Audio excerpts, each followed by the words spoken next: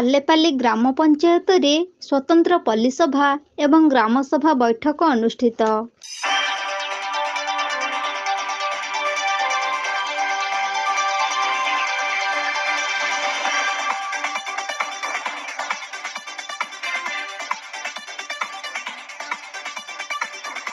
କଳାହାଣ୍ଡି ଜିଲ୍ଲାର ମଦନପୁର ରାମପୁର ବ୍ଲକ ଅନ୍ତର୍ଗତ ସାଲେପାଲି ଗ୍ରାମ ପଞ୍ଚାୟତ ପ୍ରାଙ୍ଗଣରେ ସ୍ୱତନ୍ତ୍ର ପଲ୍ଲୀସଭା ଏବଂ ଗ୍ରାମସଭା ବୈଠକ ଅନୁଷ୍ଠିତ ହୋଇଯାଇଛି। ଏହି ବୈଠକରେ ସାଲେପାଲି ସରପଞ୍ଚ ସୁଶ୍ରୀ ରଚନା ନାୟକଙ୍କ ସଭାପତିତ୍ୱରେ ବୈଠକ କରାଯାଇଥିଲା। ବୈଠକରେ ନାୟବ ସରପଞ୍ଚ ଲୟରାମ ଭଇ, ସମିତି ସଭ୍ୟ ଯୋଗେନ୍ଦ୍ର ନଗ, ସାଲେପାଲି ଗ୍ରାମ ପଞ୍ଚାୟତ ପିଇଓ ଅମିତ କୁମାର ଥପ୍ପା, ଜେଇ ବେପାରୀ ମେଞ୍ଚ, ଜିଆରଏସ୍ ଯଶୋଦା ମାଝୀ ଉପସ୍ଥିତ ରହିଥିଲେ। ସରକାରଙ୍କ ପ୍ରତ୍ୟେକ ଯୋଜନା ଯେମିତି ପ୍ରକୃତ ହିତାଧିକାରୀ ପାଇବାରୁ ବଞ୍ଚିତ ନ ହୁଅନ୍ତି, ସେଥିପାଇଁ ସ୍ୱତନ୍ତ୍ର ଦୃଷ୍ଟି ରଖିବା ପାଇଁ ୱାର୍ଡ ମେମ୍ବରମାନଙ୍କୁ ନିର୍ଦ୍ଦେଶ ଦେଇଥିଲେ।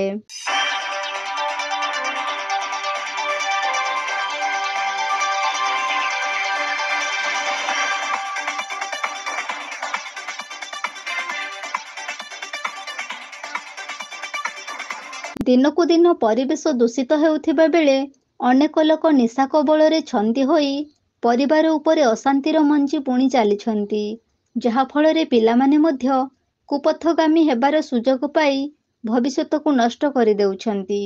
ତେଣୁ ନିଶା କବଳରୁ ମୁକ୍ତି ପାଇବା ପାଇଁ ମହିଳାମାନଙ୍କ ଭୂମିକା ଅତି ଗୁରୁତ୍ୱପୂର୍ଣ୍ଣ ବୋଲି ବୈଠକରେ ଆଲୋଚନା କରାଯାଇଥିଲା। କେମିତି ସମାଜ ଏକ ନିଶାମୁକ୍ତ ଅଞ୍ଚଳରେ ପରିଣତ ହେବ, ସେଥିପ୍ରତି ତୀକ୍ଷ୍ଣ ଦୃଷ୍ଟି ଦେଇ ସୁଧାର ଆଣିବା ପାଇଁ ଶପଥ କରାଯାଇଥିଲା। ତା ସହିତ ପରିବେଶ ସୁରକ୍ଷା ନିହାତି ଆବଶ୍ୟକ ହୋଇଥିବା ବେଳେ ପରିଷ୍କାର ପରିଚ୍ଛନ୍ନତା ସହିତ ପରିବେଶକୁ ସୁରକ୍ଷିତ ରଖିବା ପାଇଁ ବୃକ୍ଷରୋପଣର ଆବଶ୍ୟକତା ଜରୁରୀ ବୋଲି ସମସ୍ତଙ୍କୁ ସୂଚନା ଦିଆଯାଇଥିଲା। ଖୋଲା ସ୍ଥାନରେ ବୃକ୍ଷରୋପଣ କରିବା ସହିତ ନିଜ ବ୍ୟକ୍ତିଗତ ଖୋଲା ଜମିରେ ମଧ୍ୟ ଗଛ ଲଗାଇବାକୁ ସମସ୍ତଙ୍କୁ ଅନୁରୋଧ କରାଯାଇଥିଲା।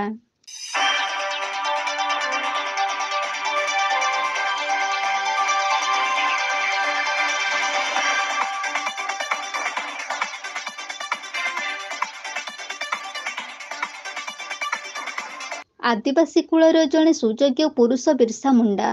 ସେହି ବିର୍ସା ମୁଣ୍ଡାଙ୍କ ପାଇଁ ଆଜି ଆଦିବାସୀ ଜାତି ଗର୍ବିତ।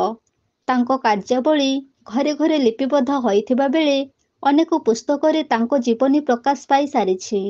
ବିର୍ସା ମୁଣ୍ଡାଙ୍କ ବିଷୟରେ ସ୍କୁଲ ପିଲାମାନେ ମଧ୍ୟ ପାଠ୍ୟପୁସ୍ତକ ମାଧ୍ୟମରେ ଜ୍ଞାନ ପାଇସାରିଛନ୍ତି।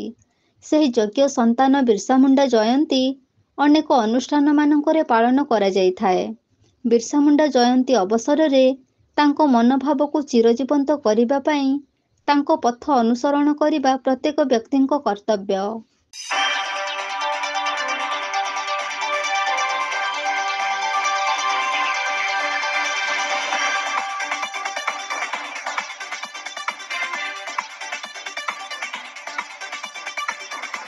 ବୈଠକ ଆରମ୍ଭ ପୂର୍ବରୁ ଉପସ୍ଥିତ ରହିଥିବା ସମସ୍ତ ସଦସ୍ୟଙ୍କ ଦ୍ୱାରା ସର୍ବପ୍ରଥମେ ବିର୍ସା ମୁଣ୍ଡାଙ୍କ ଫଟୋଚିତ୍ରରେ ପୁଷ୍ପମାଲ୍ୟ ଅର୍ପଣ କରି ଯଥା ବିଧି ଅନୁସାରେ ପୂଜା କରାଯାଇଥିଲା। ଫଟୋ ନିକଟରେ ଉପସ୍ଥିତ ରହିଥିବା ସମସ୍ତ ସଦସ୍ୟା ପ୍ରଣାମ ଜଣାଇ ସ୍ୱତନ୍ତ୍ର ପଲ୍ଲୀସଭା ଏବଂ ଗ୍ରାମସଭାର ବୈଠକ ଆରମ୍ଭ କରିଥିଲେ। ସରପଞ୍ଚଙ୍କ ଦ୍ୱାରା ଖୁବ୍ ଶୃଙ୍ଖଳାର ସହିତ ବୈଠକକୁ ସଭାପତିତ୍ୱ କରି ସଭା ଶେଷରେ ଗ୍ରାମ ପଞ୍ଚାୟତ ପିଇଓଙ୍କ ଦ୍ୱାରା ବୈଠକ ଶେଷ କରାଯାଇଥିଲା। ଏହି ବୈଠକରେ ଗ୍ରାମ ପଞ୍ଚାୟତର ସମସ୍ତ ୱାର୍ଡ ମେମ୍ବରଙ୍କ ସହିତ ପ୍ରତି ଗ୍ରାମର ଜନସାଧାରଣ ଉପସ୍ଥିତ ରହିଥିଲେ।